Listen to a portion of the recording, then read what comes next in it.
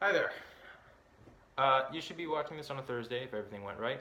That's my computer. This is my new room, and this is a house without internet. So couldn't really upload a gap year episode because I don't have any data left from uploading Tuesday's episode. And throughout the move, since I've been listening to so much trombone stuff, I got the idea to make a video kind of stancing myself on my philosophy, open for revision, but my current philosophy on the usage of air in brass playing. And over the past year, I've been lucky enough to work with a lot of my newfound and longtime idols. Uh, and whether that be like for a full lesson or just brief um, interactions or passing conversations or questions. But the first one, the first person that I was kind of exposed to in the midst of full-blown embouchure collapse, confusion, lost in the woods, ain't got the faintest, and just kind of a state of helplessness and lost wandering, was Dr. Per Breivik. And he was my first lesson with a very established kind of big-time pedagogue or trombone player. Per Breivik is a trombone professor at the Juilliard School, Manhattan School of Music, and I believe he used to be in faculty in Oberlin, maybe? I think, that could be wrong. But he was principal trombone of the Metropolitan Opera for a very long time, and he just kind of still knows everything about trombone playing. So I had a lesson with him over Christmas break last year, and he, on top of rebuilding every structure in my face, which was very much needed, and laying the entire foundation for the possibility of recovery, he taught me, he was the first person to show me where he thought I should breathe, like where in his kind of experience worked best physically, and that was lower. And apparently I was breathing very high, and it seemed like that was introducing a lot of tension in my playing, which I of course couldn't feel because that's how I've always been playing. But he noticed pretty quickly. And he actually at one point had me put my hand on my back, like my lower back, and told me to breathe in and out with him and make sure I could feel where I was breathing to. And when he asked me, I just kind of just nodded and smiled and said, "Yeah, sure can feel that. Yep," and I couldn't. So don't do that in a lesson because it doesn't help anyone.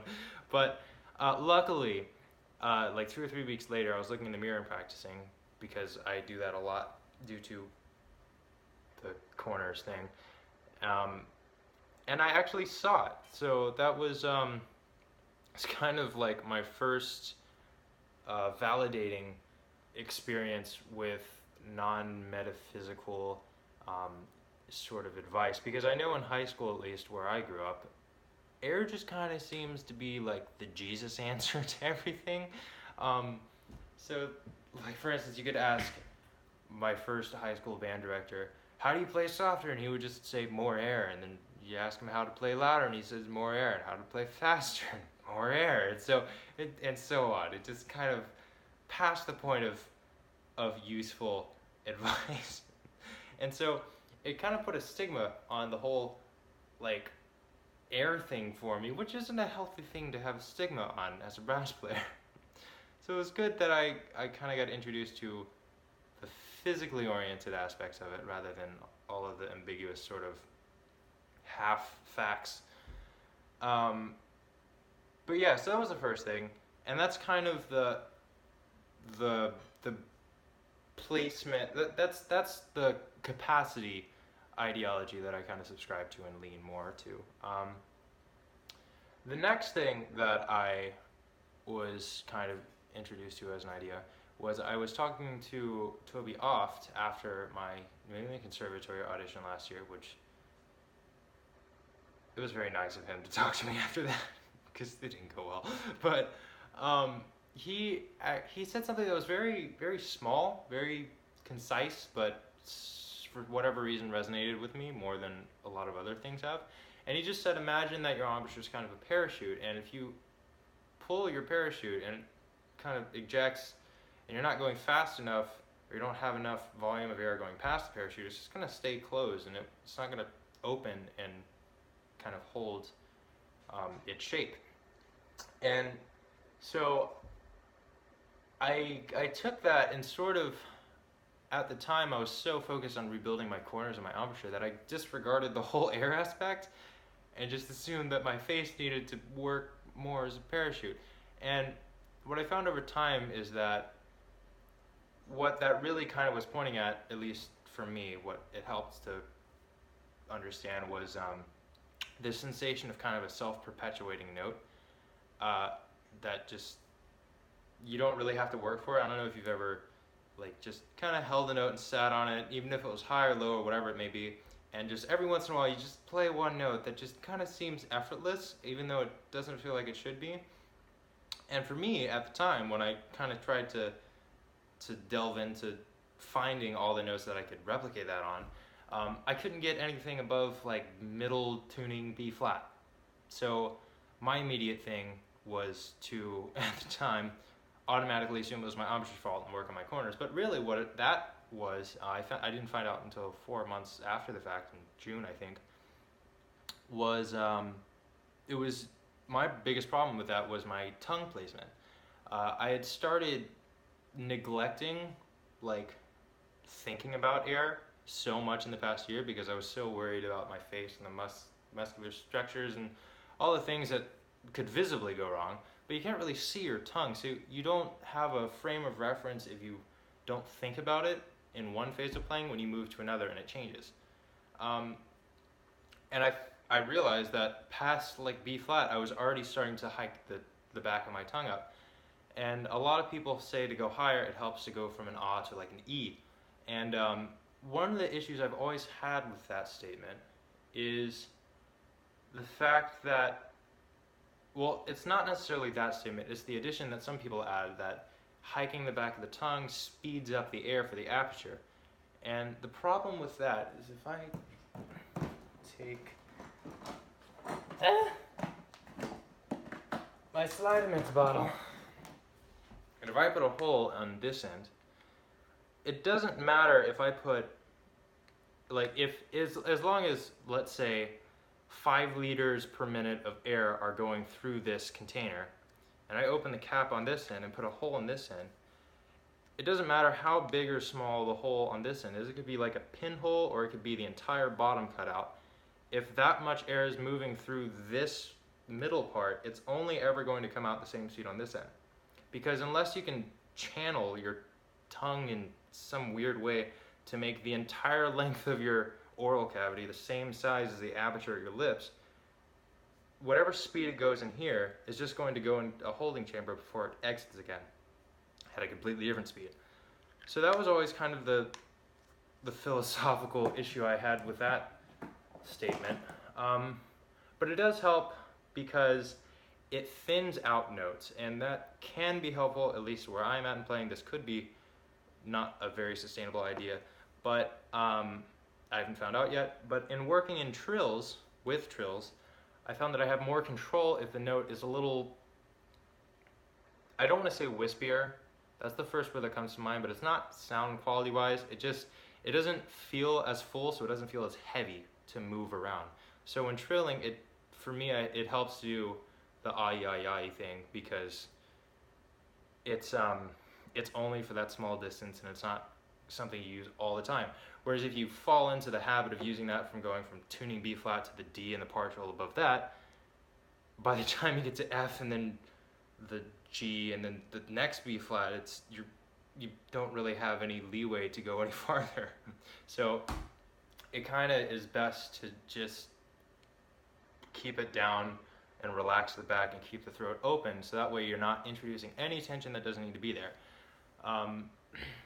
Unless, of course, maybe it helps with trills, which I'm still experimenting with. The next thing that what was the next thing?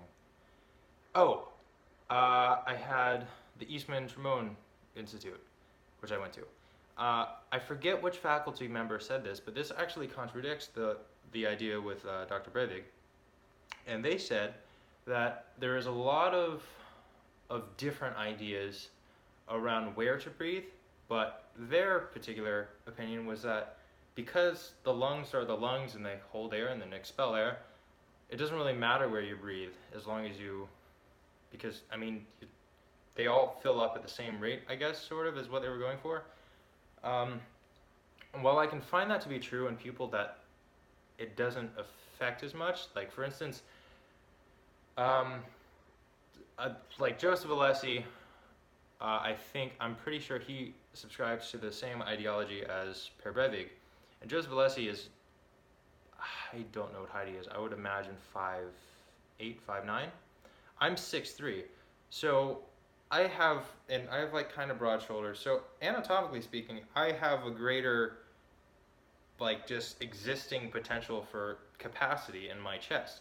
But your chest has a limit in the fact that it has a rib cage that's enclosed with a sternum that can't expand at all. So when you breathe in and you breathe high, your rib cage on the bottom kind of expands out, but once it hits your sternum, it's hitting a wall, a literal wall there of bones. So there's a limit that you can't go past. Whereas if you breathe into your stomach, there is no bone structure that's blocking that, and your abdominal muscles can stretch however far you want them to over time, and you can constantly grow a larger and larger capacity of air. I've only been doing that for about 9 months, 8 months. I forget whatever length I said before. I think I said 9 or 8 before anyway. But the problem that I ran into was something that Vanessa Freilich touched on in a lesson with me, a very short, like kind of impromptu lesson. She noticed very quickly that I had a very large, notable hesitation, and I was working on the Mahler 3 excerpt, and we're just like kind of trying to get immediacy of the first 2 notes, and she probably in 3 minutes kind of just touched on, you seem to be breathing in and holding it and then breathing out, whereas you should try as much as possible to keep it an indiscernible change. And I don't know why that helps, but it does for me a lot. And she said she was even working on that because she had kind of fallen back and was coming into rebuilding her high range and stuff. But breathing low took a lot of concentration because it almost seems like there's 2 stages. If you breathe into your stomach, there's the entire amount that your stomach will expand, and then for me, there's almost like a switch that has to happen, and then you start to fill up your chest. So I haven't really found out what works best for me as far as not even ever touching the expansion of the chest, although since the rib cage, like the lower rib cage and everything, seems to be more manipulable. It's been a long day. More reactive to whatever activates the diaphragm muscles, you can get a faster inhale than what I've been able to achieve using just like low breathing. But trying to think of that gave me the hesitation issue, but also I haven't been able to build the control of the release over a while, but it also helps to breathe low for volume, and that's been easier. So there is a trade-off there that I found, but that's so far what I've built into an understanding for my own playing. Like I said, completely open to revision if I find, or if I'm explained to better or more in-depth descriptions or ideologies. I don't really have a method to edit this and then upload it from my phone, because I most likely have to take this video to like an internet place like McDonald's or something to upload. So I do apologize if this is a bit rambly, but I've kind of been on a roll with the Tuesday and Thursday videos, even though that's a really sparse schedule. I didn't want to break it yet. So here's this video.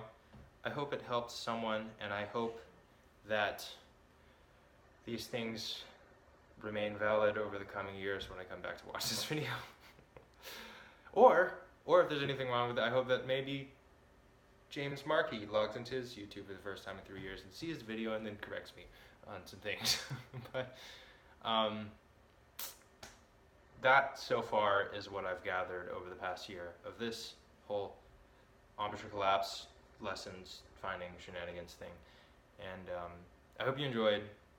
The gap year should be back. Maybe I'll upload, if I get internet before like the weekend, I'll upload another episode just in the middle, and just in the meantime, because this kind of wasn't the highest production value ever, to reach the upload button of the YouTube channel of Cashless Captures. But Tuesday, definitely gap year episode will be out, and I really need to get on top of these things because I'm 13 weeks behind, maybe 14 now. And I've been trying not to record anything in the time that I should have been editing, but for some reason I just can't catch up. I don't know what's happening. I'm working on it. But I will see you guys either sometime over the weekend or on Tuesday or Thursday. If you have any questions about some of the best videos I found on YouTube explaining this stuff for me, or if I was unclear about something, or if you have a rebuttal to the video, comment below and like or dislike or whatever you'd like to do. And I don't have the outro, so just consider subscribing and go look at the gap year or any of the other videos here. And there's no annotations there because I'm uploading with my phone, but just imagine there are, and then actually just go to the YouTube channel and do all those things. So thanks for watching. If you made it this far, bye.